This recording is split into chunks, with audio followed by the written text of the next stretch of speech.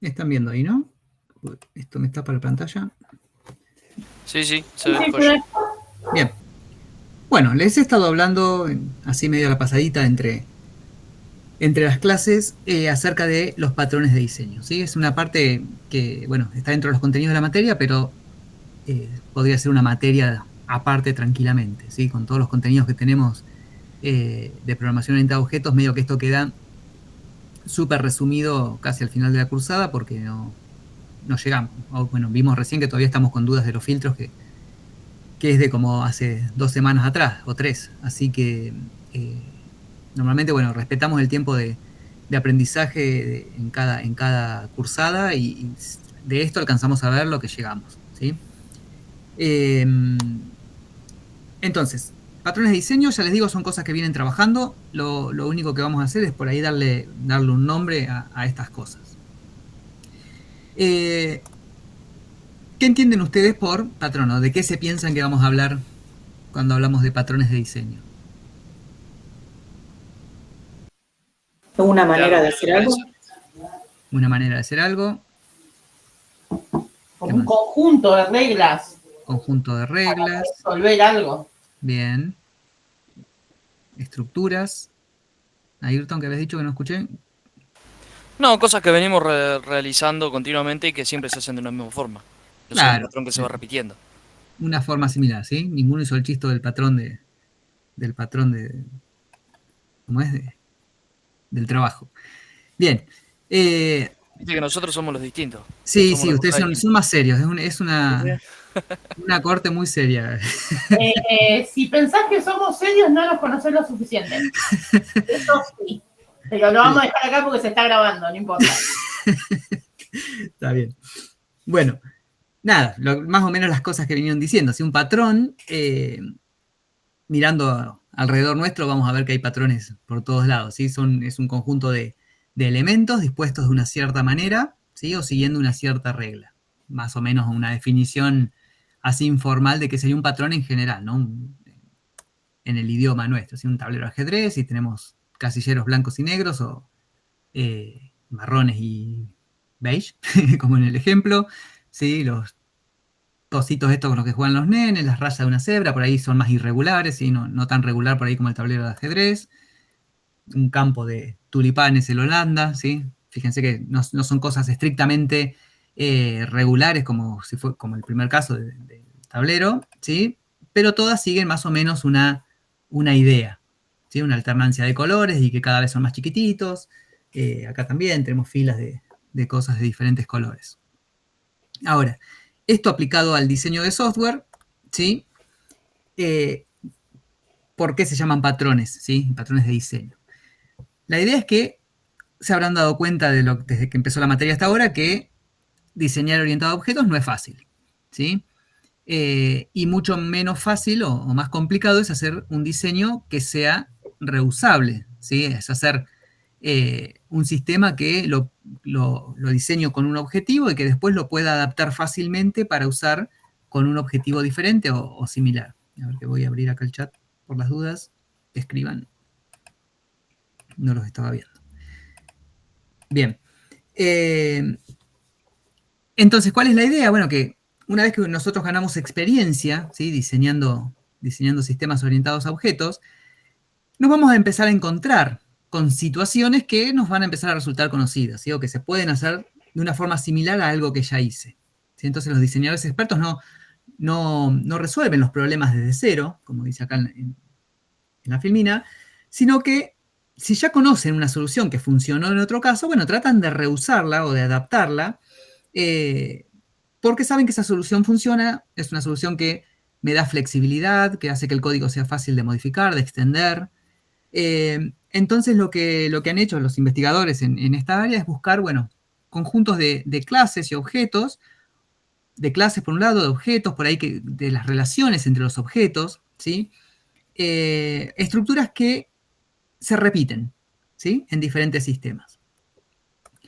Específicamente, en el diseño de software, un patrón de diseño no es más que una forma de, una estructura de cómo se resuelve un problema, ¿sí? Como si fuera un template, una plantilla de cómo resolver el problema, un molde, ¿sí? Como dice acá. un molde para una solución a un problema concreto, ¿sí? Pero que es recurrente en diferentes problemas. Y que, bueno, van a ser lo que nosotros buscamos con el diseño orientado a objetos, que el diseño sea flexible y que sea reusable. ¿Sí? Son soluciones que ya han sido probadas, que funcionan y que conducen a estos requerimientos por ahí no funcionales. Los patrones de diseño que hay miles de catálogos, bueno, no miles, pero hay muchos investigadores que han estudiado sobre este tema y que han creado libros que funcionan como catálogos de patrones de diseño, ¿sí? En el cual se listan, se organizan, se estructuran, se buscan relaciones entre los diferentes patrones. Por ahí el que nosotros usamos de referencia, que es uno de los primeros que surgió, es un libro del 94, es bastante viejito, ha sido actualizado después, porque, bueno, algunas cosas, como vamos a ver más adelante, que por ahí antes eran consideradas como un patrón, ahora ya forman parte del paradigma y nosotros lo vemos, cosas que ya estuvimos viendo como la delegación y las interfaces, nosotros ya las vemos como parte del paradigma orientado a objetos, sino como un patrón particular de cómo hacer algo. Bueno, en este libro, que se conoce como The Gang of Four, la banda de los cuatro, así que son estos cuatro autores, Gamma, Helm, Johnson y Besides, no sé cómo se pronuncia bien, en este libro de Design Patterns, definen a un patrón de diseño como una descripción de clases y objetos, ¿sí? Puede ser a nivel estructural o a nivel de objetos concretos y de la interacción entre ellos, comunicándose entre sí, ¿sí? Ahí está el tema de la interacción, que por ahí el patrón no es a nivel estructural, como decía ahí Manuel en el chat. Hay patrones, obviamente, a nivel estructural, pero hay otros que son patrones de comunicación, ¿sí? De cuándo un objeto tiene que mandar un mensaje a otro, qué espera que le retorna para ver qué hace, ¿sí? Y la idea es resolver un problema, fíjense que dice, de diseño general, o sea, un problema abstracto, por decirlo de alguna forma, en un contexto particular, ¿sí? Por ejemplo, uno de los patrones que estuvimos viendo es el patrón Composite, ¿sí? Que se aplica, por ejemplo, al sistema de archivos. Pero también vimos, o habrán visto los que tuvieron posibilidad de ver los últimos prácticos, el 8, el 9 y el 11, ¿sí? Salteando el 10, que es el que quedó ahí metido en el medio, se puede aplicar en un montón de contextos, esa misma estructura de resolver el problema, ¿sí? En la cual tenemos un objeto simple, un objeto compuesto, y como el compuesto está formado por una lista de objetos que también pueden ser simples y compuestos. Ese es un patrón estructural, ese sí es de estructura, ¿sí? Y se aplica en diferentes contextos particulares. El sistema de archivos, el sitio web de noticias, bueno, y todos los ejemplos que tienen ahí en los prácticos. Bien, ¿qué ventajas tiene usar patrones de diseño? Bueno, primero el que dije hace un ratito, ¿sí? No reinventar la rueda, ¿sí? Si hay una solución que ya está probada que funciona bien o que tiene buenas propiedades a nivel de diseño, tratar de usarla lo más que pueda en otros sistemas, ¿sí? Siempre y cuando busque el mismo objetivo, ¿no? El mismo objetivo, la misma, no me sale la palabra, requisito no funcional, ¿sí? De que sea extensible, de que sea modificable, de que sea flexible, lo que sea. Los patrones forman un catálogo de problemas y soluciones, ¿sí? Vamos a ver ahora que como es un patrón de diseño, uno de los componentes del patrón de diseño es el problema que intentan resolver, ¿sí? Y también me va a dar cómo resolverlo, ¿sí? La estructura de clases o objetos que tengo que utilizar para resolver ese problema. Estandarizan la resolución de determinados problemas. Estandarizar significa darle una forma universal, ¿sí? Condensan y simplifican el aprendizaje de buenas prácticas. Quiere decir esto, bueno, me aprendo el patrón de diseño, ya sé que ese patrón contiene las buenas prácticas, ¿sí? Entonces yo después lo que tengo que ver es en qué contextos o en qué situaciones lo puedo aplicar. Y que para mí, bueno, reinventar la rueda ya lo estuvimos discutiendo, que por ahí es uno de los más importantes para mí, que es que dan un vocabulario común entre desarrolladores, ¿sí? En un grupo de desarrollo viene el líder del proyecto y dice, bueno, no sé, tienen que implementar esta funcionalidad, ¿sí? Usen Composite, ¿sí? Y me dicen eso nada más, usen Composite, o para esta parte del sistema usa una strategy, ¿sí? Recorrer las listas con iterator, no usen un for, o cosas así. Y ustedes, si conocen los patrones de diseño, pueden fácilmente asociarlo a qué conjunto de clases, ¿sí? o cómo tienen que interactuar esas clases entre sí, sin que me traigan el diseño explícito, sin que me tengan que dar más detalles, ¿sí? Obviamente van a necesitar detalles por ahí de ver qué cosa, qué elemento del dominio corresponde a qué parte del patrón, pero es probable que lo puedan deducir de la descripción del problema. Bien, ahora, ¿qué elementos forman un patrón de diseño? Básicamente estos tres, ¿sí? Hay más, si después el libro ese se puede conseguir fácilmente, pues es un libro viejo, hay PDFs por todos lados, el original en inglés, también en español. Bueno, por una cuestión lógica no lo distribuimos nosotros, pero lo buscan y lo encuentran en un montón de sitios. Entonces, me va a dar un nombre, ¿sí? Es el nombre que describe al patrón de diseño. Una descripción de cuándo aplicar ese patrón de diseño, ¿sí? Es decir, qué problema trata de resolver.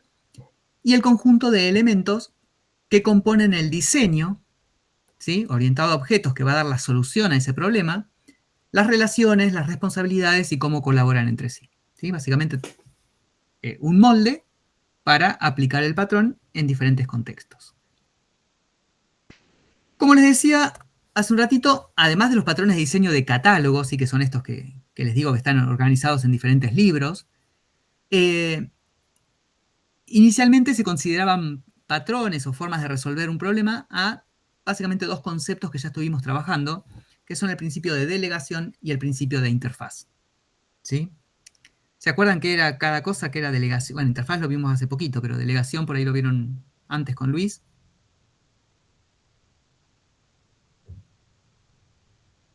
¿No? Delegación como delegación de responsabilidades de cada objeto. Claro, con Luis creo que lo vieron como estático versus dinámico o algo así. Sí, también, sí. ¿Sí?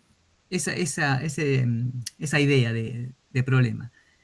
¿Qué es la delegación? Bueno, acá está hecho como herencia múltiple, pero no viene exactamente al punto la herencia múltiple. Puede ser que apliquen la delegación sin seguir esta idea de querer heredar y que no sea correcto heredar. ¿Qué pasa? Yo tengo una clase C que la estoy creando yo, ¿sí? Y tengo dos clases existentes en el sistema, la clase A que tiene el método A1, la clase B que tiene B1, B2, B3, ¿sí? Y yo necesito crear una clase de la cual me sirve el método A1 de la clase A y me sirve el método B1 de la clase B, ¿sí? Java no me lo permite, pero si me lo permitiera, una solución posible sería heredar de estas dos clases, para que la clase C tenga acceso al método 1 y tenga acceso al método A1 y tenga acceso al método B1, ¿sí? Pero ¿qué pasa? Bueno, primero puede ser, como es el caso de Java, que el lenguaje no tenga herencia múltiple. Entonces no puedo. Pero en realidad en este caso no es que necesito hacer la herencia. O sea, la limitación de la herencia múltiple no sería el problema. El problema es que si el método B2 y B3 no le interesan a la clase C, no es correcta hacer esta herencia, ¿sí? ¿Por qué? Porque yo siempre que heredo de una clase, heredo todo su comportamiento y todo su estado, ¿sí? Todos los atributos y todos los métodos. Si esta clase C solamente necesita el método B1 y el método B2 y B3 los tiene que esconder porque no le sirven, ¿sí? En el caso de Java, si yo heredo, por más que acá no me interesen el método B2 y B3, lo tiene, ¿sí? Lo hereda. O sea que el usuario que use la clase C podría llamar al método B2. Entonces, ¿qué tendría que hacer la clase C? Bueno, implementar el método B2 y hacer que retorne nada, ¿sí? Pero no tengo forma de ocultarlo. ¿Se entiende a dónde voy? Sí, por el momento. Sí. Entonces, ¿cuál sería la solución? ¿Cómo refactorizarían este diseño? Bien, usando delegación.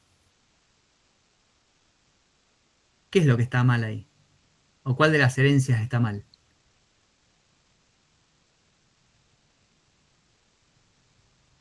¿Cuál de la herencia? La herencia de C a A. O sea, que no herede de A directamente. Que no herede de A. Pero. Acá está con nombres abstractos, por ahí es difícil de ver, pero si yo les digo que Sí. la clase C quiere ocultar B1 y B2, perdón, B2 y B3 porque no le sirven. De esta clase solamente le interesa B1. ¿Se entiende? Entonces, No debería heredar de B. no debería Claro, heredar le de da B. de B directamente. Porque si yo heredo de B, estoy diciendo que C es un B, y al ser un B Claro. tiene esta Tiene funcionalidad. B2 y B3. Claro. Claro, tiene esta funcionalidad que en realidad no la quiere. Lo que quiere hacer C es rehusar una parte de la funcionalidad de B. Pero no quiere decir, si es una parte, no quiere decir que C sea un B. Necesita usar a B. ¿Sí? Y esa es la diferencia de heredar, que yo estoy diciendo es un, con la composición o el uso, que estoy diciendo necesito o uso a la clase B. ¿Sí? Entonces la solución correcta a este problema, si yo, la clase C necesita utilizar el método B1 de la clase B, ¿sí? Y no el resto, es que la clase C en realidad usa la clase B.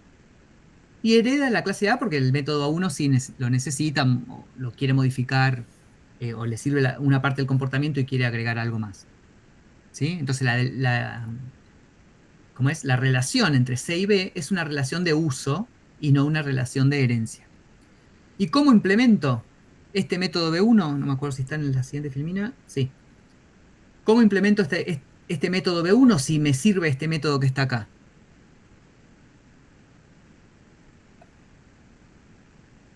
Como vienen haciendo con cualquier clase que usan, cuando ustedes definen un atributo, por ejemplo, un string en la clase C, están usando la clase string.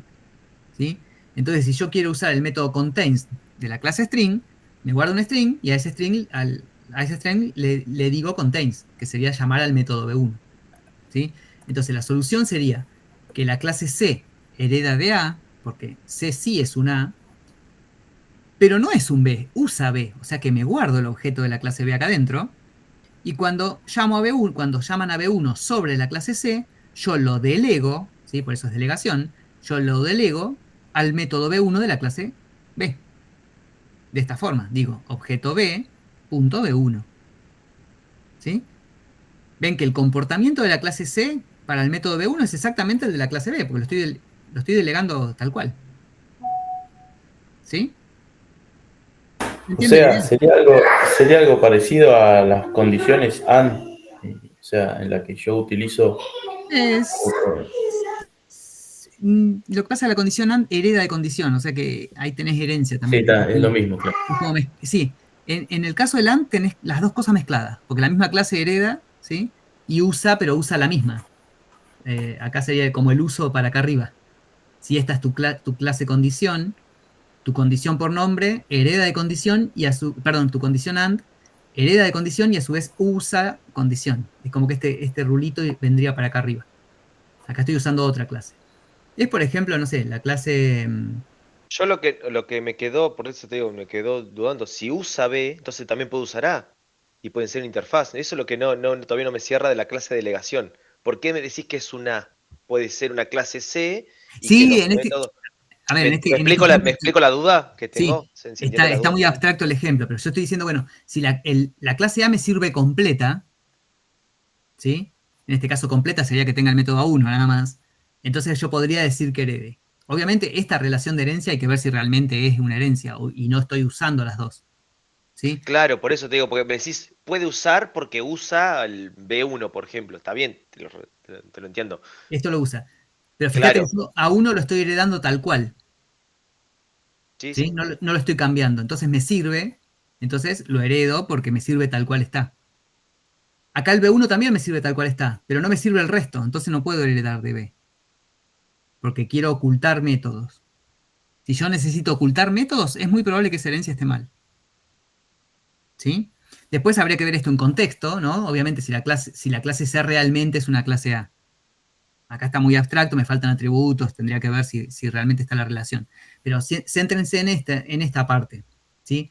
Por eso les decía que por ahí no es necesario mirar este ejemplo como una necesidad de ver de cuál heredo, ¿sí? Para eso están las interfaces. Pero a lo que va la delegación es que si yo quiero ocultar métodos, la herencia está mal. En realidad necesito usar el objeto. ¿Sí? Sí, Bien. está. Y la otra justamente, bueno, están las ventajas cuando una clase hereda de otra y quiere ocultar. En realidad esto no es una ventaja, en realidad está mal la herencia si yo quiero ocultar métodos, ¿no? Y que me permite cambiar comportamiento de un objeto en tiempo de ejecución. Eso, bueno, es lo que vamos a ver con el patrón strategy. Yo si este objeto B tuviera una herencia acá abajo, ¿sí? Yo podría asignarle objetos de la clase B o de la clase que hereda de B. Y entonces ahí estaría cambiando, ¿cómo es?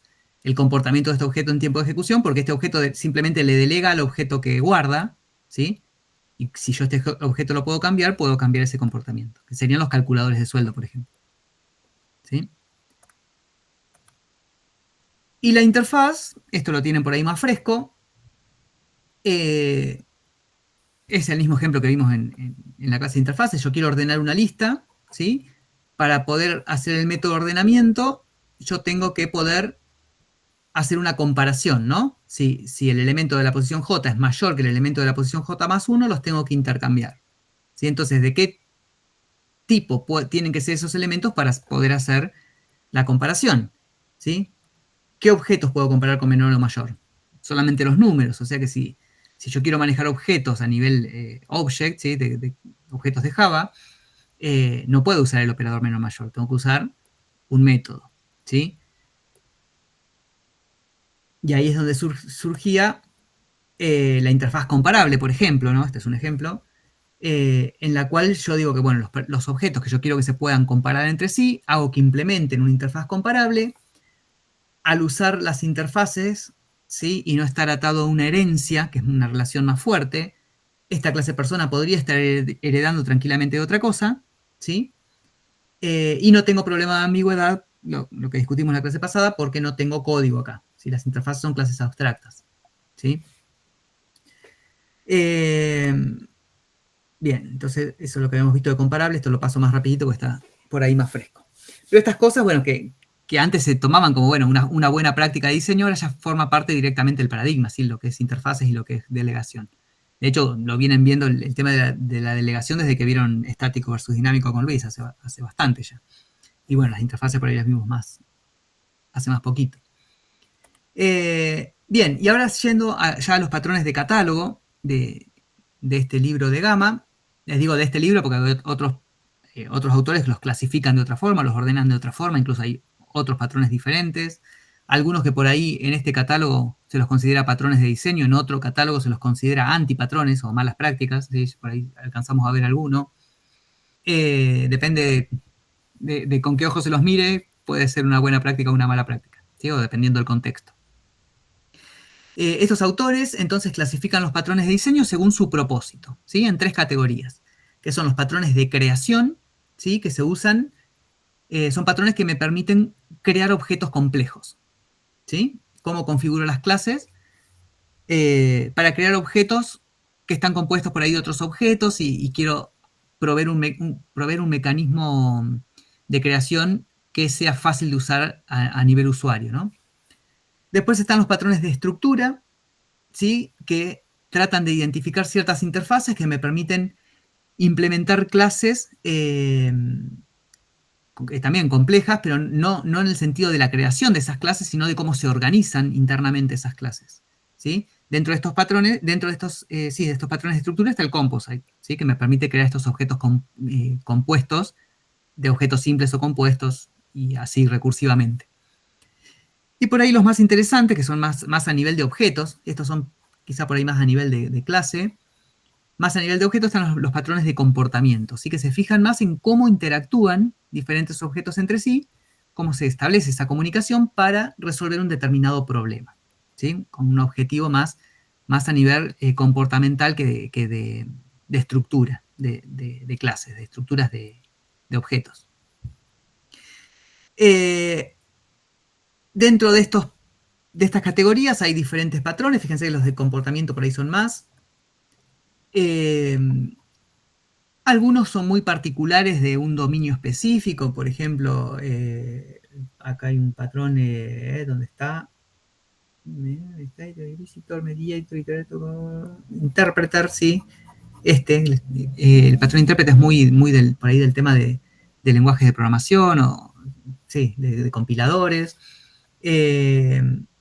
Método template, ya lo han estado trabajando. ¿Se acuerdan de esto, del método template? ¿Qué era un método template?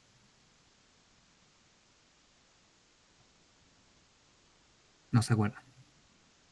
Se los ha nombrado Luis así a la pasada. Tengo una vaga idea de haber escuchado el nombre, pero la verdad no me acuerdo. Bien. No, el único template que yo recuerdo es de Web 2, El de Web. de PHP. ¿En qué lo usaban ahí? Eran plantillas para trabajar. Bueno, la idea sí es un método plantilla, sí, template significa plantilla, pero es un método que es un método concreto, ¿sí? Un método concreto que significa que no es abstracto, pero que en su definición, en su código, llama a métodos abstractos. ¿Sí?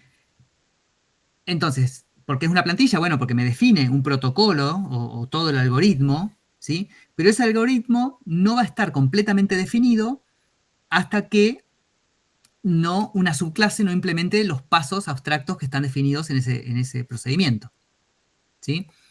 A ver, ¿en qué se les puede haber dado Luis esto?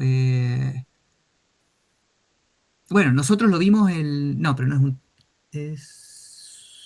No, es un template, es un abstract, es un factory method, porque es de creación. No se me ocurre en qué lo pueden haber visto con Luis. Bueno, yo se los mencioné, no sé si a ustedes o fue acá en Tanil, cuando ustedes tienen un composite, ¿no? Y quieren calcular un promedio. Sí, creo que fue con ustedes.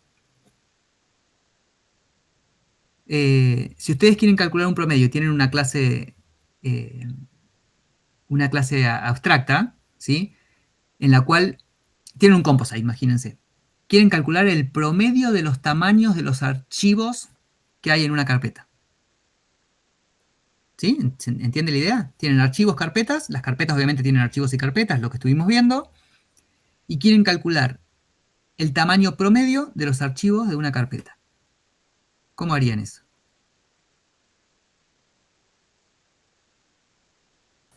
Y en realidad tenés que, creo yo, recorrer absolutamente todo lo que tenés, o sea, Sí. pensándolo casi que fuera de la programación. Sí, pensarlo fuera de programación. O sea, recorrer cada uno de los elementos, si querés, y a su vez recorrer las carpetas y que cada carpeta recorra todo lo que tiene adentro. Sí. Para poder tener el valor de cada uno y después recién hacer el promedio. Bien, a ver, vamos, ya que lo tenemos acá el código. Nosotros teníamos el archivo que tiene un tamaño. ¿Sí? Y tenemos el directorio cuyo tamaño se calcula como la suma de los elementos que tiene. ¿Sí? Y yo les estoy pidiendo que necesito implementar un método que me diga, en una carpeta, no en un directorio, que me diga el tamaño promedio de los archivos que tiene. De los archivos, ¿no? No de las carpetas, pues las carpetas ya son la suma de los archivos. Quiero el tamaño promedio. Entonces sería public doble tamaño promedio de todo lo que hay acá adentro. ¿Cómo lo calcularían? Acuérdense. No sé si es una burrada lo que te estoy diciendo. Que tenemos la lista de elementos, ¿no? Que pueden ser carpetas o archivos. Dale, si vos traes y guardás, por eso digo, no sé si es una burrada, puede ser. No, decí tranquilo, dale. Si vos traes en un double, traes el tamaño. Ya vos ahí ya tenés el tamaño total de todo. ¿O no? Doble tamaño total. Y llamas a tu propio método. This.getTamaño. Ahí tengo la suma de los tamaños, bien. Exacto. Y si yo, o sea, porque el promedio del tamaño sería ese tamaño dividido la cantidad de los elementos. La cantidad de archivos sería, ¿no? Claro, bueno, sí. Tenía un método también, ¿no? Cantidad de elementos. Esta en realidad era cantidad de archivos, creo, ¿no? Claro, sí. Carpetas. Sí. No, es cantidad de elementos. Es cantidad de elementos, te suma las carpetas eso también. Claro, porque te suma te las comando carpetas vos mismo. Necesitaría un método cantidad de archivos. Claro. ¿Sí? O sea, sería un método parecido a este que sea cantidad de archivos. Estoy ensuciando este código, después lo borro. Va, igual yo se lo subí. Cantidad de archivos que lo único que hace es no sumar uno. ¿Sí? O sea que podría redefinir Claro. llamando a este más uno, ¿no? Obviamente claro, cuando va hacia abajo, claro. cuando va hacia abajo no te suma las carpetas, digamos, los directorios, perdón. Claro. Entonces podría decir directamente retorna Sí, retorna y es eso dividido cantidad de archivos. el tamaño dividido cantidad de archivos. Pero ¿qué pasa? Acá cantidad de archivos, yo tengo que llamar acá cantidad de archivos. ¿Sí? ¿Se acuerdan que tenía que a cada elemento Entonces, pedirle el mismo método? claro, tenés Si no que se me decirlo. cruza. Sí, y ese no existe. Este método no existe, lo tengo que implementar ¿dónde? En cada una de las elementos. Sí, Por en ejemplo, realidad la clase implementar no, lo tengo que definir acá arriba. definirlo y Claro. después abstracto y después para cada uno de Bien, las clases. entonces acá tendría que tener public abstract int cantidad de archivos. ¿Sí? El archivo me tiene que decir retorna 1. ¿Sí? No lo voy a hacer porque no quiero ensuciar este código. Pero el archivo retornaría 1 y el directorio retornaría la suma de los archivos que tiene ahí adentro. ¿Sí? La suma de los archivos sería esto de acá. Entonces directamente podés hacer lo mismo que tenías con cantidad de elementos, ¿o no? Por eso, get tamaño dividido No, cantidad. pero digo en la clase abstracta, elemento SA. Porque vos fíjate que podés retornar 1. Sí, lo que pasa es que yo este 1 lo retornaba porque tenía otras clases, ¿no? Pero quedémonos con el Ah, archivo y la carpeta. Está bien, Si está bien, yo está bien. tuviera solo archivo y carpeta, Bien. ¿sí? Sí. El archivo retorna 1 y el otro retorna la suma de los archivos que tiene. ¿Sí? Pero ¿qué pasa? Fíjense que este método, en directorio, podría estar tranquilamente definido en la clase abstracta. ¿Por qué? Porque es un método concreto. Es un método que fíjense que para el archivo es el tamaño del archivo dividido cantidad de archivos que me va a devolver 1. Y para la carpeta es el tamaño de la carpeta, ¿sí? Que suma solamente los archivos, dividido la cantidad de archivos que tiene la carpeta. ¿Sí? Dis.cantidad de archivos. Este método podría estar implementado acá. ¿O no? ¿Alguno piensa que no? No, creo que sí. Sí, Pero- tranquilamente. ¿Sí? Entonces, fíjense, este método es un método concreto, porque está implementado, ¿sí? Pero el getTamaño es abstracto. Y el cantidad de archivos, bueno, acá no está hecho, sí, acá está, es abstracto también. Voy a poner acá arriba. ¿Sí? Es un método concreto definido en función de métodos abstractos. Obviamente este algoritmo es sencillo, es una división, pero esto podrían ser varios pasos, ¿sí? Hacer, no sé, getTamaño,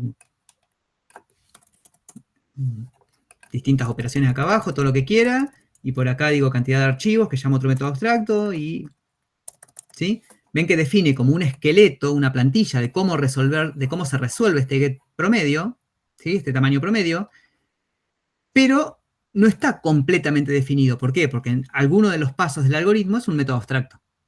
¿Sí? Esto es un método template, es un método concreto, ¿sí? Que está definido en función de métodos abstractos. ¿Sí?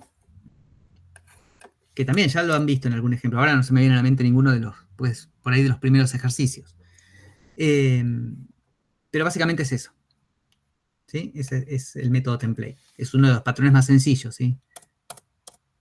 Bien, a ver si puedo deshacer todo esto, si no me queda.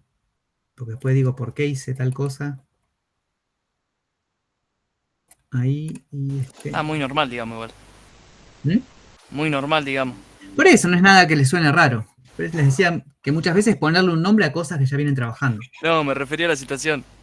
Que no te acordarías después que hubieras hecho. Ah, sí. Después agarro el código y Por eso la clase que viene quiero marcar algo y no, ¿qué era esto? ¿Por qué está acá? Bueno, ese 1 vi que retornaba 1 porque, bueno, en su momento dijimos que todos sumaban 1. Bueno, nada, ¿no? Vamos a ver algunos de estos. El Compos ahí vamos a ver hoy, que también ya lo estuvieron trabajando, y vamos a ver también el Strategy, que también lo han estado trabajando. Factor y Method también lo estuvimos trabajando, es el ejemplo que vimos la última clase de, vamos a volver, de este es un ejemplo de aplicación del Factory Method, ¿no? No es que el único. Es cuando ustedes quieren crear un objeto, ¿sí? Pero la creación del objeto en sí la delegan en un método, que es lo que estuvimos trabajando. No sé si quedó acá. No, esta es la plataforma, esto es lo que hicimos hoy. Cuando trabajamos con el directorio, el método copiar, ¿sí? Esto es un método. Acá les puse Factory Method, ya se los había marcado, ¿sí? Yo digo, creo el directorio, o sea, quiero crear un objeto, pero este método crear elemento, ¿sí? Acá no es abstracto, pero podría ser normalmente un método abstracto, ¿sí? Si yo esto lo defino en la clase de arriba, yo digo, bueno, crear elemento. ¿Quién crea este elemento? Bueno, lo crean las subclases. Yo acá no sé cómo crearlo, ¿sí? En este caso particular sí yo sabía cómo crearlo porque era una clase concreta y hago un new directorio. Pero delego la creación de un objeto en las subclases, ¿sí? Y después a ese objeto que creó ese método, lo modifico o lo completo como yo quiero, ¿sí? Este sería un ejemplo del Factory Method. Abstract Factory es como una generalización del Factory Method. En vez de tener un método que crea el objeto, tengo una clase encargada de crear ese objeto, porque por ahí es la forma de crearlo es bastante más compleja. Singleton, ojalá tengamos tiempo de verlo, es una clase que se encarga de manejar un único objeto, ¿sí? Una única instancia, un objeto que puede tener una única instancia en todo el sistema, que por ahí es usado en algunos frameworks de orientación a objetos, no sé, por ejemplo, para acceder a una base de datos o a la conexión de un servidor, ¿sí? Que normalmente tienen una única base de datos, ¿sí? Y quieren poder acceder desde cualquier lado, entonces es una forma de mantener una clase que maneje un acceso global a esa base de datos. O a un log, ¿sí? En el cual van tirando las salidas por consola o los problemas que van surgiendo. Compose ya lo vimos, por ahí el decorator también se usa bastante. El decorator, si bien no es un decorator completo, sería la idea del link, ¿sí? Que es una clase que como que envuelve a otra clase. ¿Se acuerdan que el link, el acceso directo del sistema de archivos, interiormente guardaba un elemento? Entonces, cuando interactuaba con el acceso directo, usaba parte del comportamiento del objeto que guardaba. Tengo que desconectarme y luego veo el final de la grabación. Dale, Juan. Nos vemos, la semana que viene lo ven a Luis, ¿sí? Se vuelven a reencontrar con Luis. Pero bueno, éxito en el examen. Y éxitos mañana que tienen redes. Bueno, nada, no me voy a detener en estos. Después vamos viendo los que podamos. Después otro que me gustaría llegar a ver, aunque sea la pasadita, porque lo van a necesitar en programación 3, y si no lo vemos en programación 3 directamente, es el iterator, que es para recorrer estructuras de datos. Y bueno, avancemos así, no se hace largo. Bien. ¿Para qué o cuál es la intención de cada una de estas categorías de patrones? Bueno, los patrones de creación, la idea es que me faciliten la tarea de crear o instanciar objetos, que por ahí no es simplemente hacer un new, ¿sí? Y lo que hacen hincapié es en encapsular la lógica de la instanciación, ¿sí? En cómo crear ese objeto y cómo componerlo en el caso de que sea un objeto compuesto, ocultando los detalles concretos de cada objeto, ¿sí? Sobre todo cuando tengo subclases y ese tipo de problemas, y nos permite trabajar con las abstracciones. Entonces yo digo, bueno, supónganse que tengo una clase, tengo que crear un auto. Para crear un auto tengo que crear el motor, tengo que crear el chasis, tengo que crear el interior. Entonces, todas esas tareas yo puedo tener el protocolo de creación, ¿sí?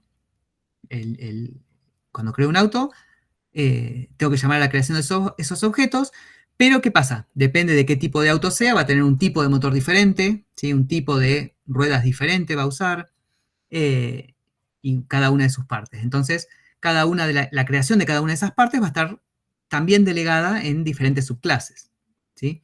Y básicamente estos patrones de creación lo que me permiten es hacer ese proceso complejo de creación de un objeto de forma más sencilla, interactuando con diferentes abstracciones, ¿sí? Y no con los objetos concretos.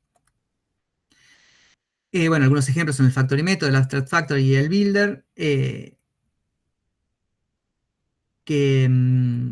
bueno, estos dos ya más o menos los discutimos. El Builder se usa cuando ustedes tienen que crear por ahí un objeto y hay muchos constructores, ¿sí? Tienen, por ejemplo, la clase esa película, vieron que hicimos recién que teníamos un montón de atributos, entonces por ahí quiero crear diferentes constructores por si no tengo en el momento de la creación no sé, los actores o no tengo no tengo la sinopsis o no tengo la fecha de creación, de filmación.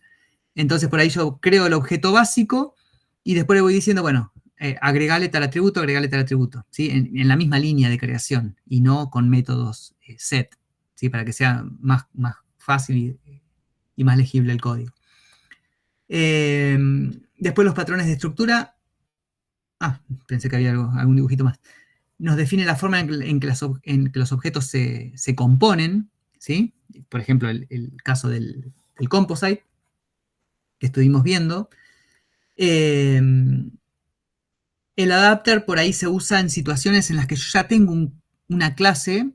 Hablo de una clase para simplificar, pero puede ser un conjunto de clases, pero tengo una clase, supónganse que tiene cierta interfaz, ciertos métodos, y que no son compatibles totalmente con el sistema que quiero implementar. Entonces creo una clase intermedia, ¿sí? Que me hace como la traducción entre los métodos que quiero usar y los métodos que tengo disponibles en una librería, por ejemplo, una clase que está en una librería. Podría ser, a ver, por ejemplo, imagínense que tienen, ¿qué puede ser? Un cajero automático que trabaja con pesos, ¿sí? Que tiene extraer pesos, depositar pesos, ¿sí? Y yo quiero utilizarlo en otro país que utiliza otra moneda, ¿sí? El mismo cajero que fabricamos acá en Argentina lo quieren usar en Estados Unidos, raro, ¿no? Pero, y quieren extraer dólares. Entonces yo le meto una clase, ¿sí?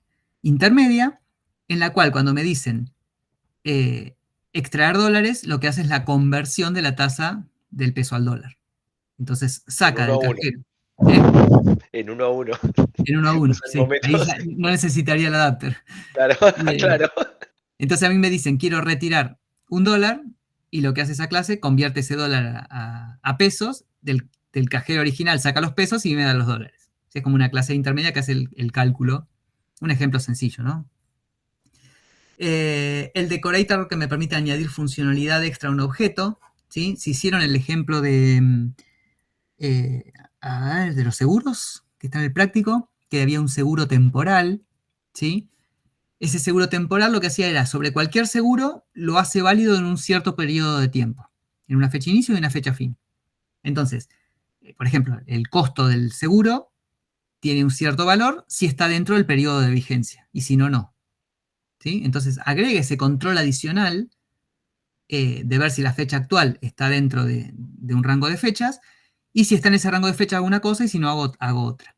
¿Sí? Entonces guarda un objeto que ya tiene la funcionalidad implementada, pero a esa funcionalidad la modifica o la adapta de cierta manera. Los facades o fachadas se utilizan cuando tienen por ahí una clase que tiene un montón de métodos y ustedes la quieren usar, pero quieren simplificar esa interfaz y decir, bueno, si yo de todos estos métodos quiero usar algunos, ¿sí? Entonces, bueno, creo una interfaz nueva en la cual lo quiero traducir, lo quiero cambiar, no sé, o agrupar dos métodos en uno, ¿sí? Entonces meten una fachada en la cual le dejan al usuario los métodos que ustedes le quieren simplificar e internamente llaman, como decíamos ahí con el tema de la delegación, a los métodos que tienen en la clase que ya está creada, ¿sí? Y los combinan de cierta forma para simplificarlo o simplemente hacen una traducción. Y el composite, ya lo estuvimos viendo. Se lo estoy diciendo muy por arriba, tampoco es la idea que lo sepan, es para que se vayan más o menos con una idea de qué son, después es por ahí en ustedes sentarse a leer los patrones a medida que los van necesitando, o bueno, ya les digo, esto da para un curso entero, ¿no? Para una materia entera el tema de los patrones de diseño. Y los patrones de comportamiento ayudan a definir la forma en la que los objetos interactúan entre sí. Acá, si bien hay un diseño de clases para los patrones de comportamiento, lo más interesante es ver los objetos entre sí, qué mensajes se van pasando unos a otros para resolver el problema. Algunos ejemplos de todos esos que estaban en el listado inicial, bueno, el método template, ¿sí? Que por ahí es uno simple, el método strategy, que vamos a intentar verlo ahora, que es esto de lo que estuvimos viendo de la condición de la plataforma de streaming, ¿sí? Que guardo un objeto que me permite, si yo cambio ese objeto, cambia cómo funciona el objeto que está compuesto por él, ¿sí? Entonces yo si Si cambio la condición de rentabilidad, estoy cambiando el funcionamiento de la plataforma. ¿Por qué? Porque ahora está aceptando películas que antes no aceptaba por ahí. ¿Sí? Observer a veces lo da Luis al final de la cursada, si queda alguno vivo todavía, que es un mecanismo de suscripción de objetos suscriptores a objetos observables. ¿Sí? Un objeto que cuando cambia necesita notificarle a los objetos que están interesados en él que hubo un cambio. ¿Sí? Por ejemplo, si vieron en Excel, ustedes pueden poner en una celda una fórmula que dependa de otras celdas. Entonces, si yo en la celda A1 pongo B1 más C1, cuando yo cambio el valor de C1, automáticamente se actualiza la celda A1. ¿Sí? Bueno, eso me permite modelar este patrón. Cómo cambios en ciertos objetos se propagan a objetos que están interesados en esos cambios. Y el patrón comando que encapsula una acción. ¿Sí? Es cuando, por ejemplo, ustedes hacen clic en un menú, en un botón, ¿sí? Eso dispara un comando, ¿no? Ese comando está encapsulado en un objeto. Básicamente es esa idea, ¿no?